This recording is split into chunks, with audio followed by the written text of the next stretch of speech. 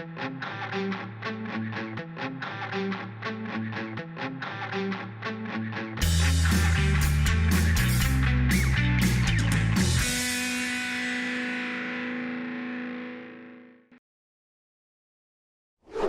and welcome to another episode of FinTech Focus TV with me, Toby. We are here at the TradingTech Summit in Canary Wharf and I am joined by Jon Butler from Velox. Jon, how are you? Good to see you.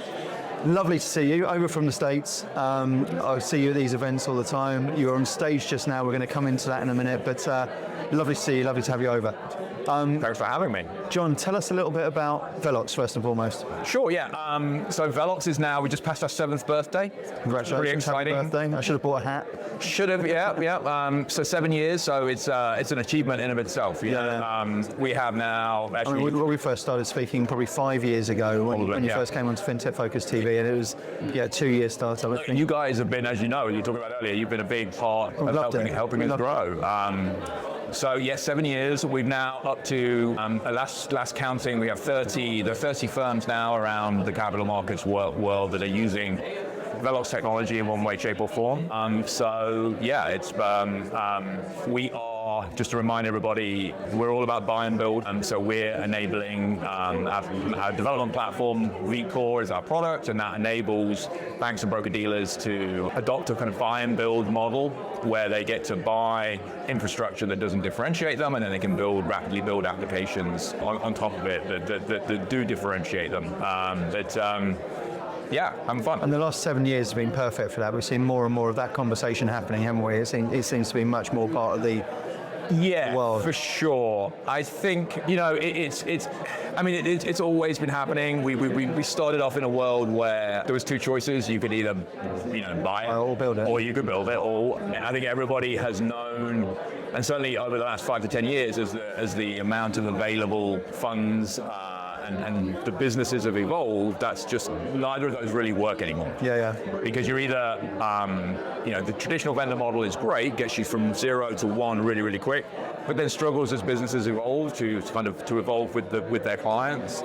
And building everything yourself is expensive, and it is complicated, and there's a lot of things that can go wrong.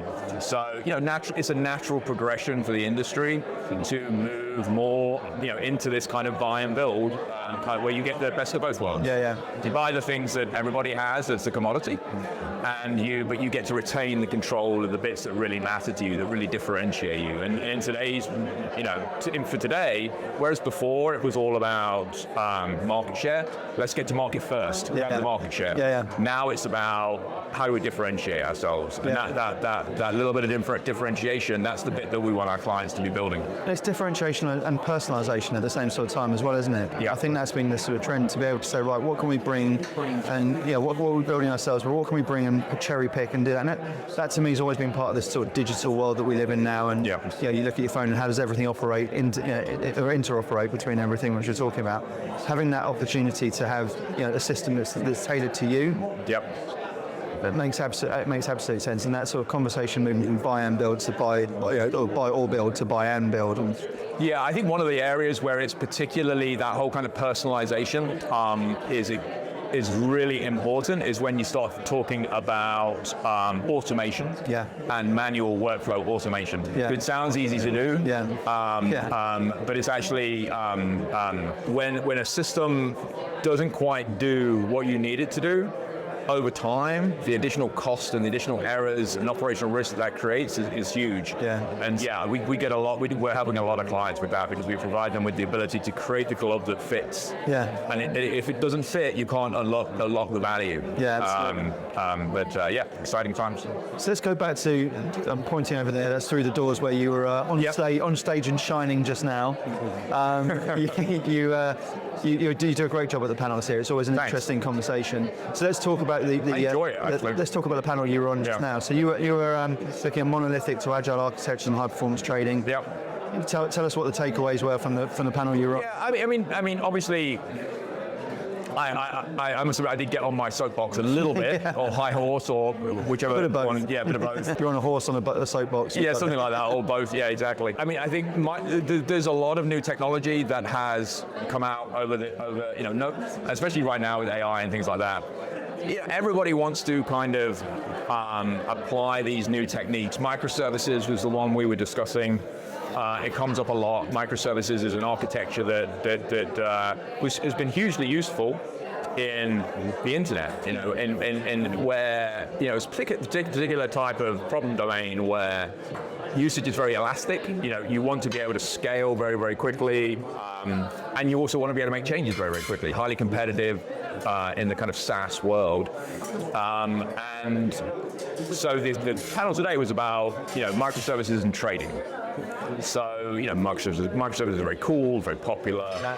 And so it's really all about, just because it works in that, environment, will it really work in trading? And why I get on my high horse is, it's what we would call premature optimization. You're picking a solution before you know what the problem is. The microservices, you think about like Google. If you, the cost of failure for a website like Google, if you put in your search and it doesn't work, you just put it in again and everything's fine. Yeah. The cost of failure in trading is completely different.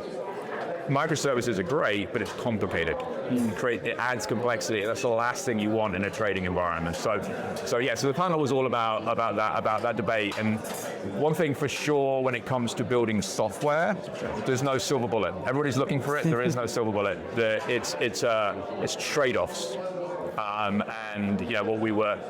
What I was saying is it's about really fundamentally understanding your context, what's really, really important to you, and solving for that. And if that turns out to be microservices is the right thing, great.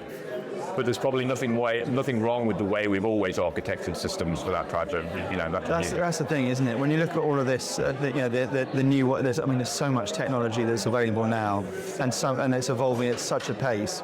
I think that will it work in trading becomes the overarching comment, doesn't it? Yeah. Because if people look at it and they say, right, it's so obvious, we can do this, we can do that, look at that sector, look at this sector.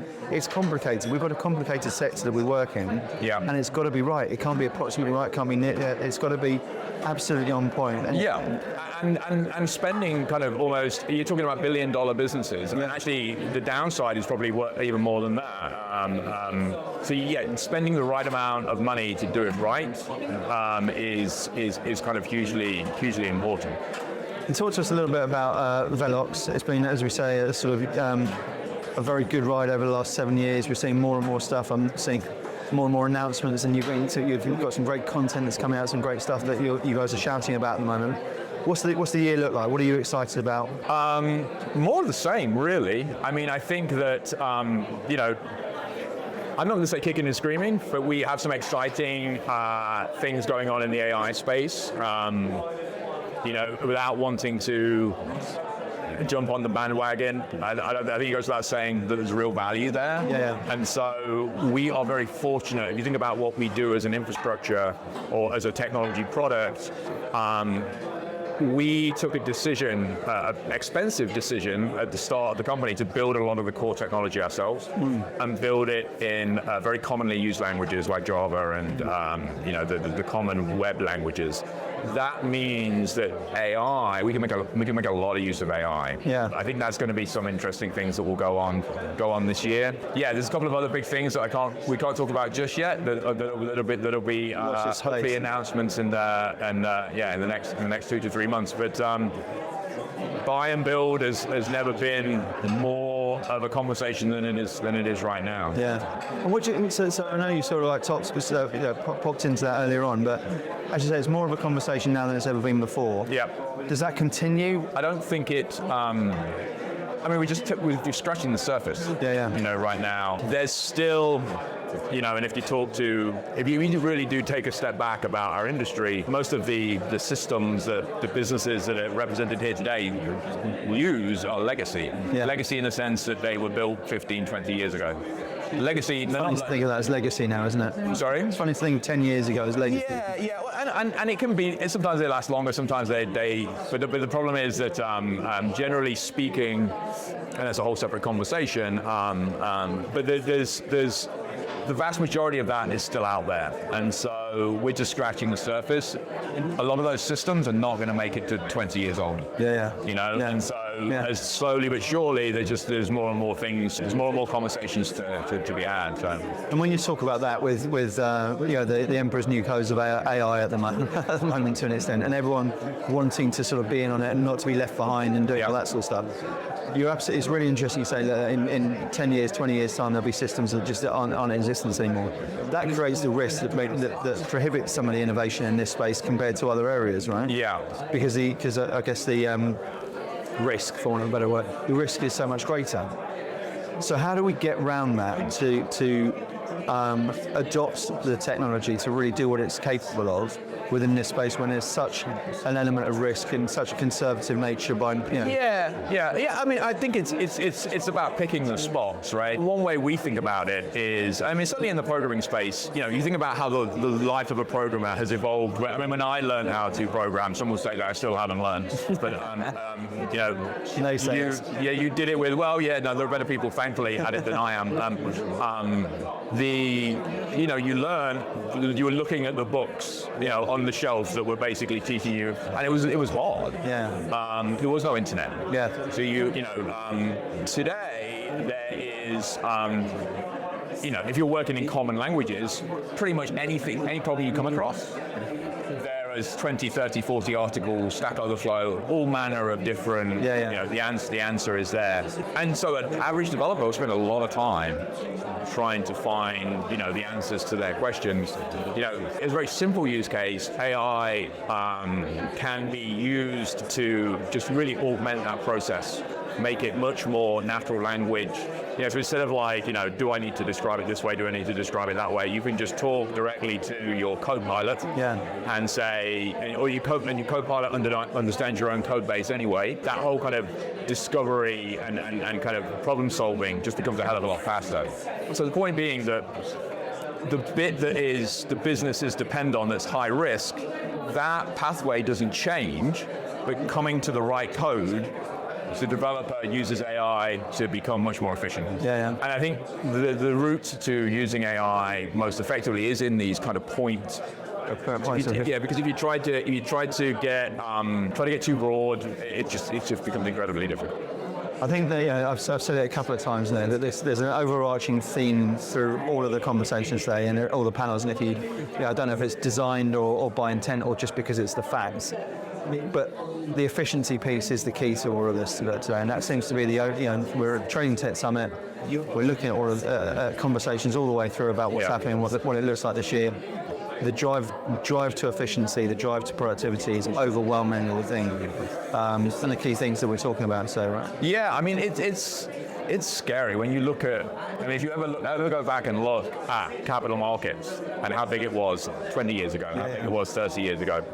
And when you look at what they do, there's so much inefficiency there, and we're in relatively fair waters at the moment economically, and have been over the last 5 years. But these firms are carrying way too much cost. The next market downturn, there's a lot of cost that's got to come out, and it comes back. That's where this legacy. So. For replacing legacy technology, it's never going to get done for the sake of just having nice modern stuff. It gets done because of this higher level problem, which is the business saying, okay, I've got 100 traders, I now need to do exactly the same with 10. So technology says, okay, so I need to build your X, Y, and Z, and then they can't do it because of the legacy. That's what pushes the legacy. That is going to come. That's the business imperative that will drive this migration to more efficient ways of doing things. And that's, you're absolutely right when you talk about that. I think there is, whilst we can sort of say that there's been relatively stable economically, politically obviously there's been huge amounts of volatility and such, as we all know, which isn't, it's not calming down quickly, is it? I live in the US. It's easy for you to say on this side of the pond. I'm watching the US from afar and seeing tweets and Instagram posts go out at 1 o'clock in the morning. It's phenomenal, isn't it? But that sort of thing, as you say, it just sharpens the axe to make sure that people are looking at things and trying to get over it. And as I've said, on a couple of times already today, I just genuinely believe that my hope is with it that when people talk about productivity and efficiency, it doesn't mean they just do less and get the same. which is the danger of it all, I think, isn't it? And when you've got smart people who are looking at that sort of thing and saying, right, how can we get more out of everything? So people adopt into that sort of stuff. I think it's a really exciting sort of thing. Yeah. I mean, it's not having personal experience of this at banks. It's taking cost out without taking out productivity. Really, really hard. Yeah. Really hard. I could talk about it forever. Jon, thanks for coming on the show. You're welcome. Thank you all for watching. We'll see you soon on the next episode of FinTech Focus TV. Thanks a lot.